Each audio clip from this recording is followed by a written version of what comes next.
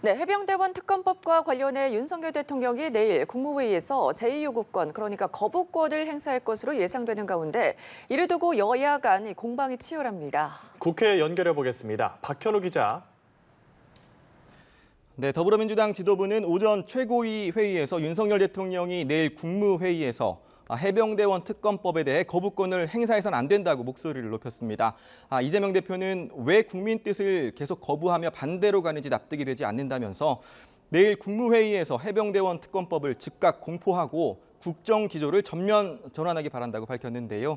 박찬대 원내대표도 특검법 거부 시 국민은 정부를 거부하게 될 것이라면서 총선 참패에도 전혀 교훈을 찾지 못하고 일방통행, 역주행하는 건 정권 몰락을 자초할 것이라고 압박했습니다.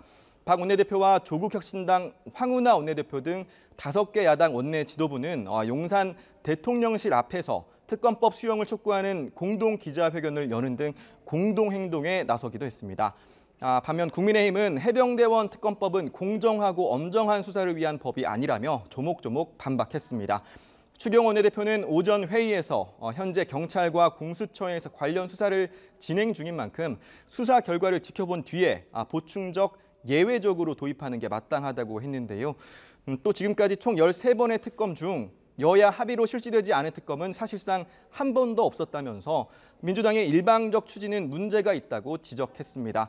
추 원내대표는 특검 추천 절차에 대해서도 대한변협이 4명을 추천하면 민주당이 그중 2명을 추천하는 방식으로는 중립성을 담보하지 못한다고 비판했습니다. 국회 일정도 살펴보죠. 오늘 오후 국민의힘 황우여 비대위원장이 민주당 이재명 대표를 예방한다고요.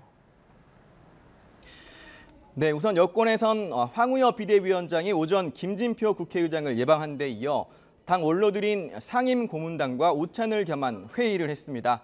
이 자리에서 정의화 전 국회의장은 빠르게 전당대회를 진행해 국민들이 정말 바뀌었구나 하는 느낌을 줄 수 있도록 대전환해서 틀을 깨야 한다고 강조했습니다.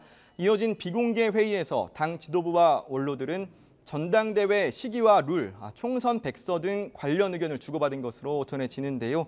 이런 가운데 총선 참패 원인을 진단하기 위한 총선 백서를 놓고 당내 논란이 이어지고 있는 가운데 백서 업무 책임을 맡은 조정훈 의원이 오늘 당권에 도전하지 않겠다는 의사를 밝혔습니다.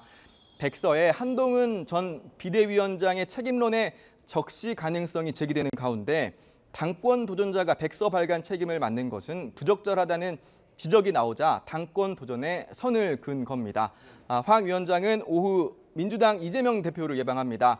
황 위원장 취임 뒤 처음으로 양당 대표가 마주 앉는 상견례 자리인데요. 해병대원 특검법을 비롯해 22대 국회 개원을 전후해 양당이 논의해야 할 현안이 산적해 있는 만큼 관련 대화가 오갈지 주목됩니다. 지금까지 국회에서 전해드렸습니다.